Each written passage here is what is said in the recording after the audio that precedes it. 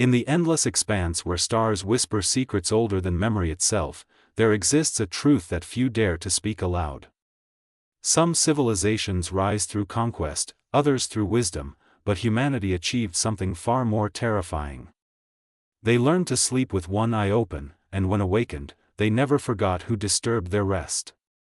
The Eternal Assembly convened on Sanctuary Prime, a world carved from a single massive diamond that had crystallized over millions of years. Inside its translucent chambers, 6 elder species gathered, their forms as varied as the worlds they called home. There was Keeper Nostramiz, a being of pure thought housed in a sphere of contained lightning. Beside him floated Matriarch Selenis, her gaseous form constantly shifting between states of matter.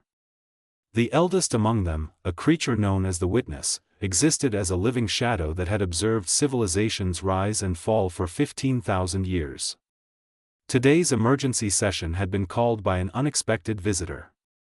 Commander Dravik of the Xylan Dominion stood at the center of the crystalline floor, his 4 arms crossed in a gesture of impatience. The Xylan were warriors, their culture built on strength and dominance. Dravik's crimson exoskeleton gleamed under the chamber's bioluminescent glow, each segment marked with victories from 100 conquered worlds. Keeper Nostramiz spoke first, his voice echoing like distant thunder. Commander Dravik, you requested this audience with urgency. The elders have gathered as courtesy demands, though we question the necessity. Dravik's mandibles clicked with irritation. I come bearing opportunity, not requests. My scouts have identified a species ripe for integration into the Dominion. They call themselves humans. They possess rich mineral deposits, particularly a rare element called palladium that exists in abundance on their worlds. My analysis indicates they occupy merely 37 systems with minimal defensive capabilities. The chamber fell into profound silence. It was not the silence of consideration, but rather the silence that precedes a storm. Matriarch Selenis contracted suddenly, her gaseous form compressing into something dense and dark. You speak of humanity, she said, her voice like wine through broken glass. Tell me, Commander, in your extensive research, did you encounter Protocol Zero? Dravik's antenna twitched. I found references to an outdated directive. Some ancient superstition about leaving these humans undisturbed. I assumed it was precautionary policy from when they were first discovered, nothing more. The Witness finally moved, his shadow form expanding across the floor like spilled ink. When he spoke, reality itself seemed to shudder. Commander Dravik of the Xylan Dominion, I will tell you a story. Not because I believe it will change your mind, but because when catastrophe arrives, you will understand that you were warned. The shadow coalesced into images, projections of memory made visible. 4,000 years ago, there existed a species called the Vorasheen Collective. They were magnificent, Commander. Their empire spanned 300 systems.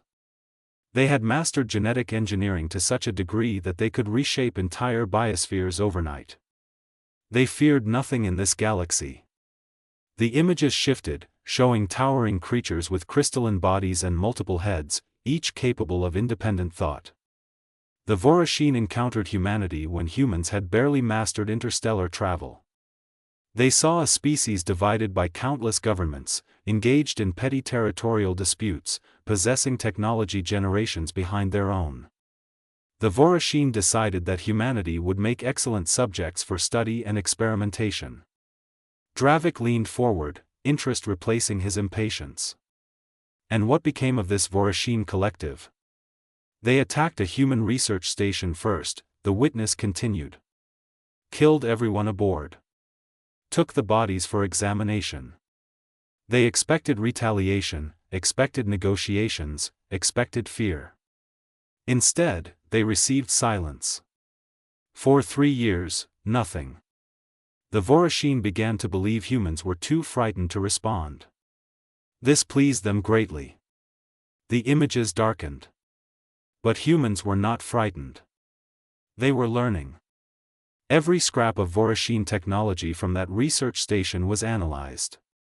Every biological sample was studied. Humans infiltrated Vorashin communication networks so completely that they could monitor private conversations between Vorashin rulers. They identified every military installation, every breeding facility, every critical infrastructure node across 300 systems. Keeper Nostrum is interjected, his electrical form crackling with emphasis. The humans also learned something crucial about Vorashin biology. The species possessed a hive genetic marker, a single protein sequence shared by every member of their race. It was their strength, allowing them to share memories and experiences across generations. It became their extinction, the witness said simply. When humanity struck, they did not attack with ships or soldiers. They released a biological agent, something no one had ever conceived of before. It targeted that specific protein marker with perfect precision. Within 6 months, every Vorashin in the galaxy began to die. Their bodies simply stopped functioning. 300 systems, billions of beings, gone. Dravik's exoskeleton had paled to a dull pink. That cannot be possible. No species possesses such capability.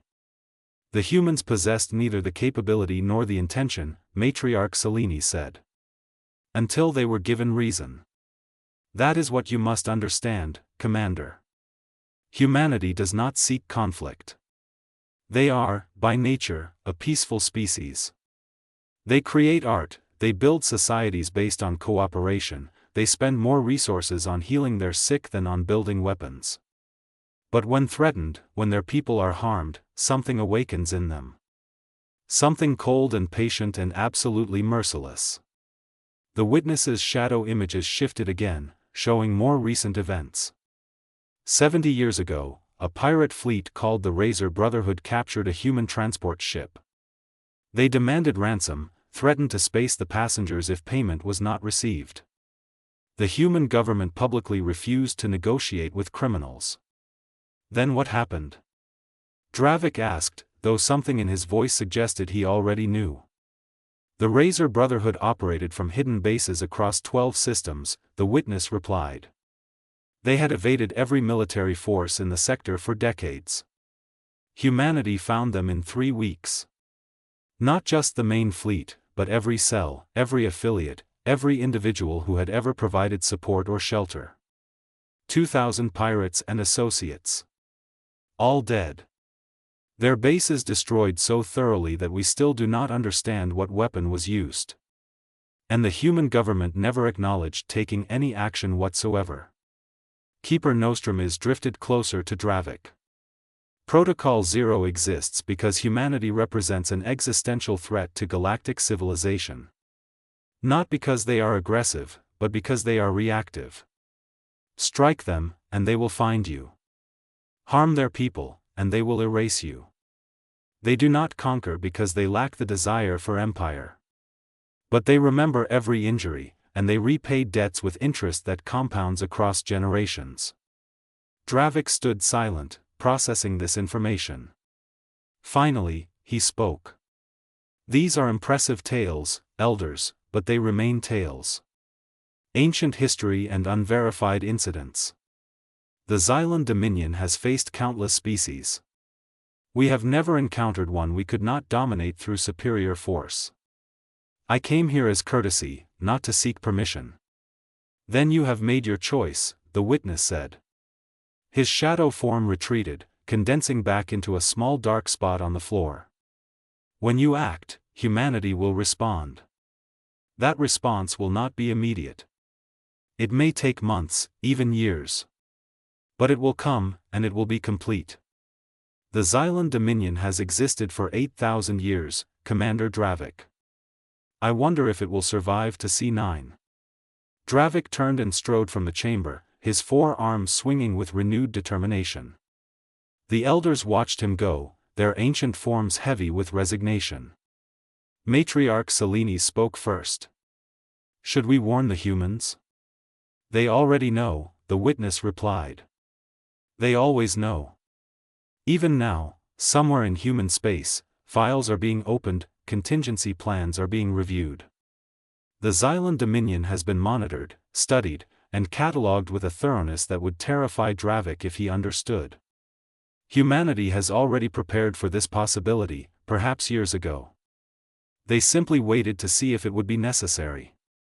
Keeper Nostramis's electrical form dimmed. How many Xylan are there? Approximately 40 billion across their empire, the witness answered. And when this is over? The shadow that was the witness expanded slightly, then contracted. If history is any guide, the answer will be 0. Not because humanity wants to destroy them, but because the Xylan will leave them no choice.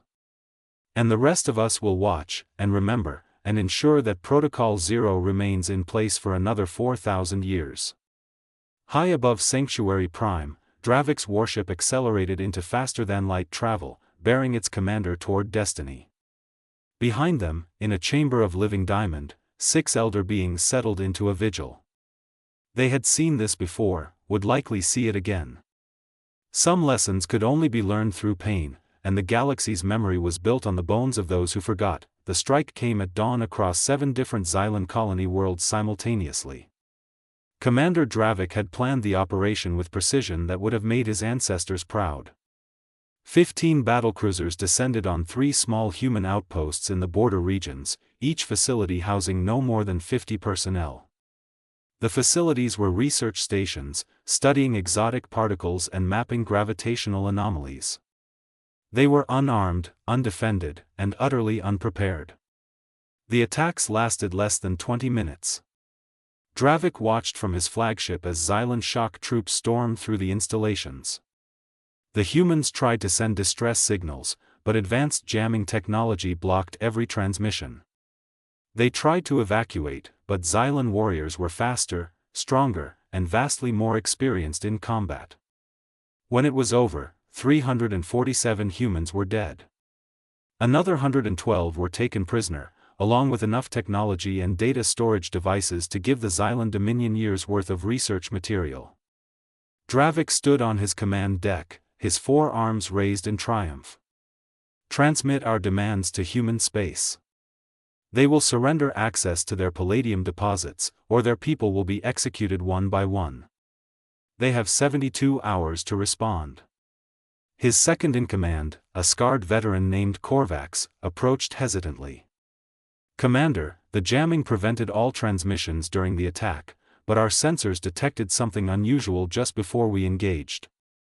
A single data burst from one of the research stations.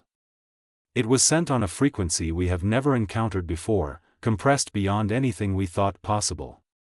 It was gone before our systems could block it. Dravik waved a dismissive hand. A desperate attempt to call for help. By the time any response arrives, this matter will be settled. The humans are weak. They will capitulate rather than watch their people die. The first 48 hours passed in silence. No response from human space. No diplomatic channels opened. No military mobilization detected. Dravik found this encouraging. The humans were paralyzed, uncertain how to respond. He had them exactly where he wanted them. On the 3rd day, something changed. It started small, almost unnoticeable. A communication relay on the edge of Xylan space went dark. These things happened occasionally. Equipment failed, maintenance was delayed. Nobody thought much of it. Then another relay failed. And another. By the end of the day, 6 communication nodes had gone silent. Engineers were dispatched to investigate. None of them ever reported back. Korvax brought the reports to Dravik's private quarters. Commander, we are experiencing system failures across our outer territories. It could be coincidence, but the pattern is unusual. All failures are occurring in systems adjacent to human space. Send additional repair crews, Dravik ordered. And increase patrol frequency in those sectors. If the humans think they can engage in minor sabotage, they will learn the price of such actions. The repair crews found the first relay station completely deserted. The equipment was intact, functional, showing no signs of malfunction. The personnel had simply vanished. No bodies, no signs of struggle, no indication of what had happened. The only unusual detail was a message left on the main computer screen, written in flawless Xylan script. You have taken our people. We are taking yours. The exchange rate is not in your favor. Korvax showed Dravik the message. The commander stared at it for a long moment, then crushed the data pad in his grip. Human theatrics. They are trying to frighten us with mystery and shadow. Increase security on all outer stations. Deploy additional warships to patrol routes. If they want a confrontation, we will give them one. But there was no confrontation. Instead, the disappearances accelerated.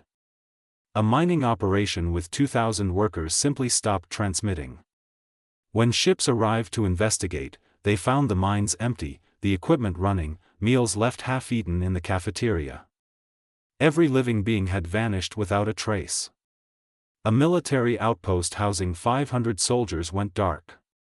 Search teams found weapons still in their racks, security systems still active, no signs of forced entry. The soldiers were gone. The Xylan Dominion began to feel something they had not experienced in generations: fear. It was not the fear of defeat in battle, which they could understand and respect.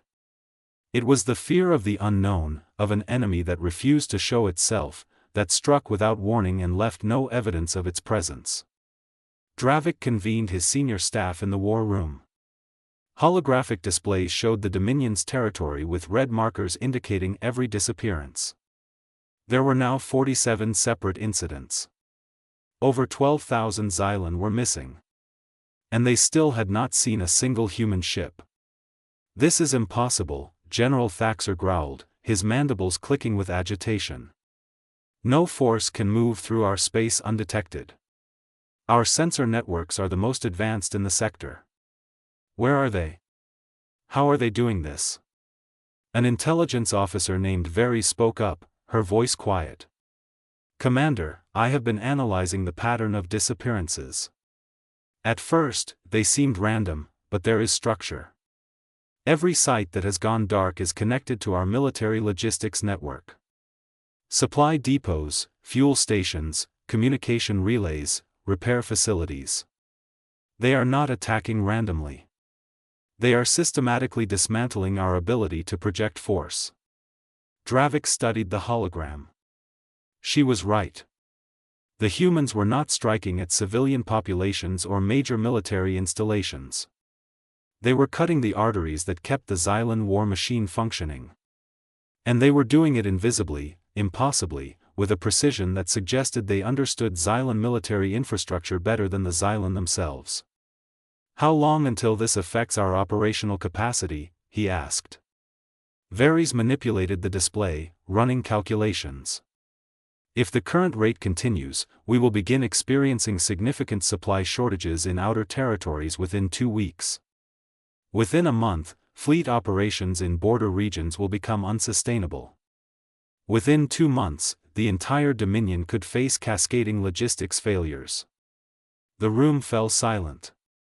Finally, Korvax spoke. Commander, perhaps we should consider releasing the human prisoners. Return them with apologies, claim the attack was unauthorized actions by rogue elements. Absolutely not, Dravik snapped. The Xylan Dominion does not show weakness that we do not retreat. We do not apologize. If the humans want their people back, they can come and take them. And when they finally show themselves, we will crush them. But the humans did not come. Instead, the disappearances spread deeper into Xylan space. Colonies that had existed for centuries simply emptied overnight. Industrial complexes fell silent. Entire cities woke to find their defense forces had vanished in the night. The pattern was always the same: no violence, no destruction, just absence. People were there, and then they were not. The Xylan population began to panic. Citizens demanded protection, but how could they be protected from an enemy that could not be seen or detected? Riots broke out on some worlds. Others saw mass evacuations as families fled toward the core systems, hoping distance would provide safety. The Dominion's social order, so carefully maintained through military strength, began to fracture. In his flagship, Dravik watched reports flood in with increasing desperation. 70,000 Xylan were now missing. The number grew every day. And still, they had not detected a single human vessel, had not intercepted a single communication, had not found a single piece of evidence explaining how this was being done. Then the messages began. They appeared on public broadcast networks across Xylan space, bypassing every security protocol, displaying on every screen simultaneously. The voice was human, female, speaking perfect Xylan with an accent that suggested years of study. People of the Xylan Dominion, my name is Director Amara Singh. I speak for the Human Coalition. Your leaders attacked our research facilities without provocation. They murdered our scientists. They took our people prisoner. We asked them to return our citizens. They refused. So we have begun taking yours. Not as revenge, but as exchange. The image shifted, showing vast holding facilities where Xylan civilians sat in clean, comfortable detention areas. They were unharmed, well-fed, receiving medical care. But they were undeniably prisoners, and there were tens of thousands of them. Your people are safe, Director Singh continued. They will remain safe as long as our people remain alive. But understand this, we will take one of you for every one of ours. We will continue until our people are returned, or until your society collapses from the strain of losing its population piece by piece. The choice belongs to your leaders. The broadcast ended. Dravik stared at the blank screen, his exoskeleton rigid with fury.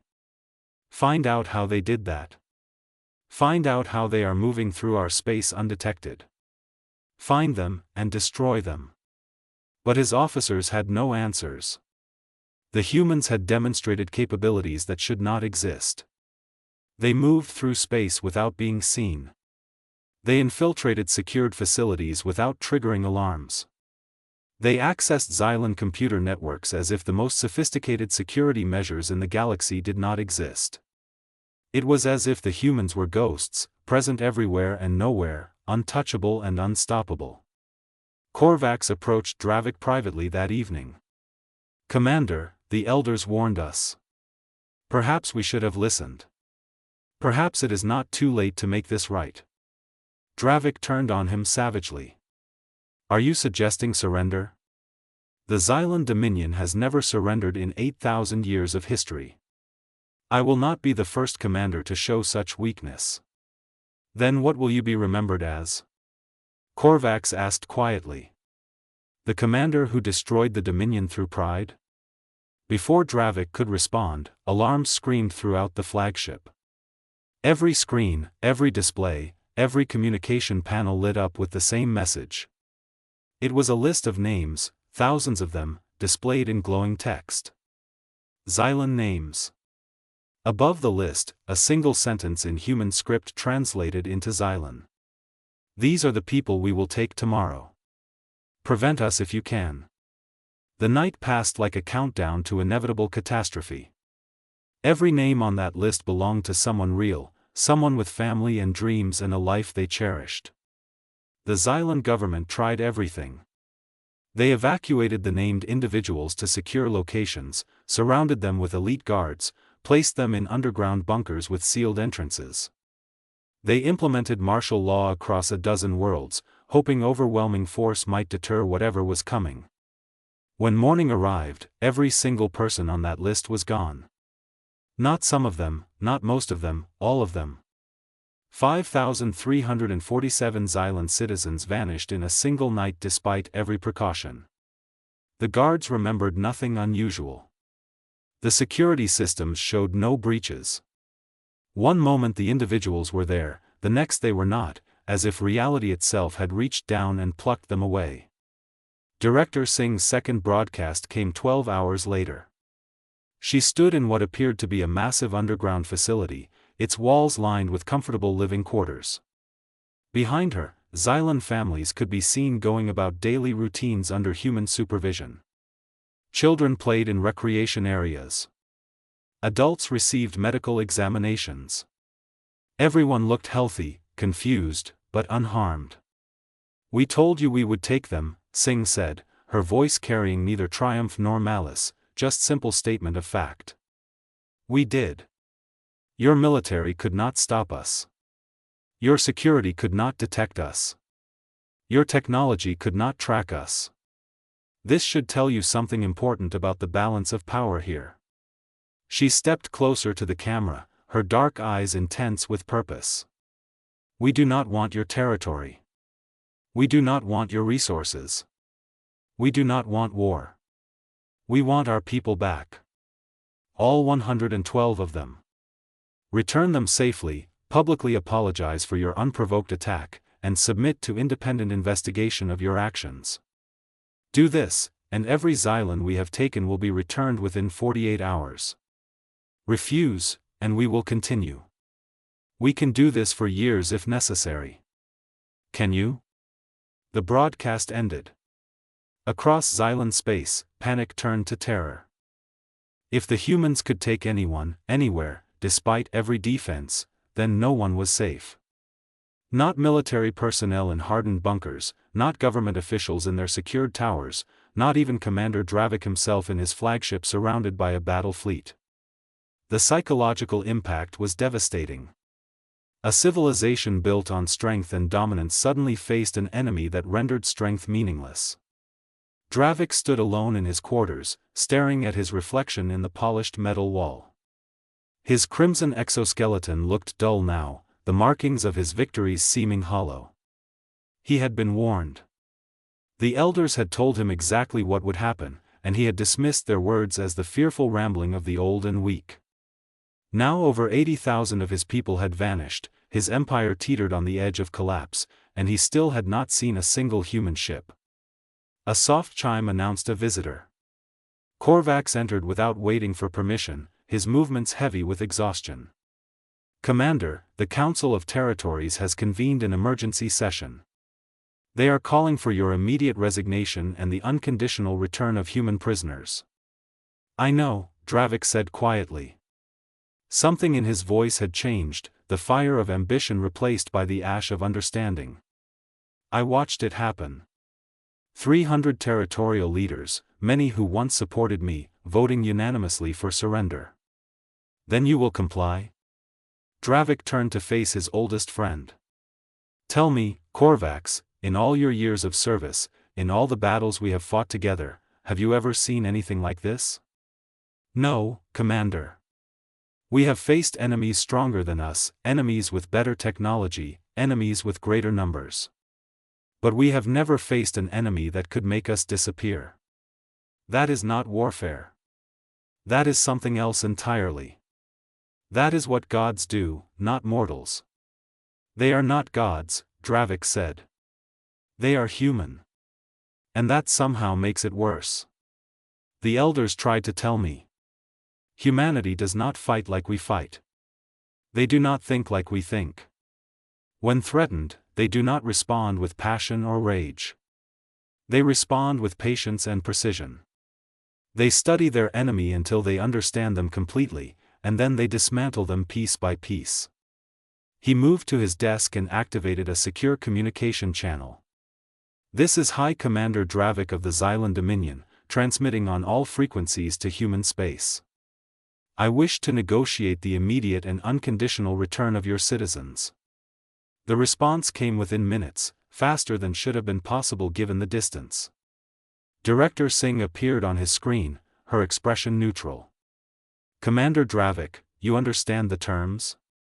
"I do. All human prisoners will be returned safely to their space. I will publicly acknowledge that the attack was unprovoked and unjustified. I will submit myself and my command staff to whatever investigative process you deem appropriate. And I will recommend to the Xylan Council that Protocol 0 be enshrined in our highest laws, never to be violated again." Singh studied him for a long moment. "You understand that this will likely end your career, perhaps your freedom?" "I understand that I led my people to the edge of extinction because I was too arrogant to listen to wisdom. Ending my career seems a small price compared to what might have been. Dravik's mandibles clicked with bitter acceptance. Tell me, Director, how long have you been preparing for this?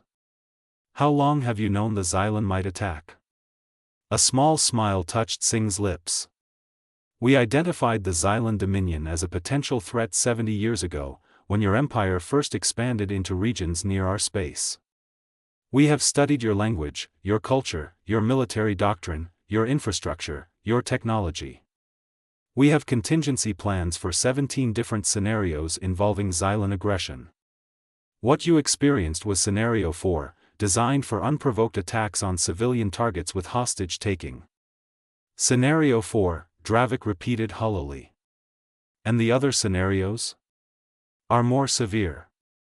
Singh's expression hardened. You should understand something, Commander. Every Xylan we took is safe, comfortable, and will be returned home as promised. But we could have done much worse. We could have done to you what was done to the Vorashin, or the Kthri, or the Razor Brotherhood. We chose restraint because your attack, while murderous, was limited. You killed our people, but you did not attempt genocide. You took prisoners, giving us hope they might be recovered. Had you simply destroyed our stations and left no survivors, your species would already be extinct. The words hung in the air like a death sentence narrowly avoided. Dravik felt something he had never experienced before, true humility born of understanding just how close he had brought his people to annihilation. The prisoners will be returned within 6 hours. You have my word. See that they are, Commander. And Commander? This conversation is being broadcast across Xylan space and throughout the greater galactic community. Let everyone understand what happened here. Let them understand why Protocol Zero exists. The transmission ended. Dravik stood in silence for a long time, then straightened his posture and walked onto his command deck. Every officer turned to look at him.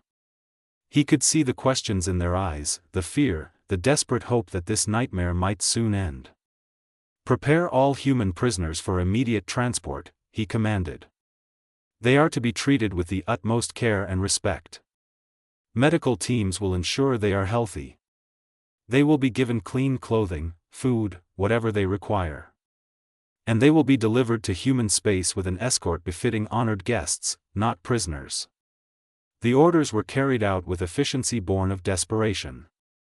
6 hours later, a small convoy of Xylan ships approached the human border.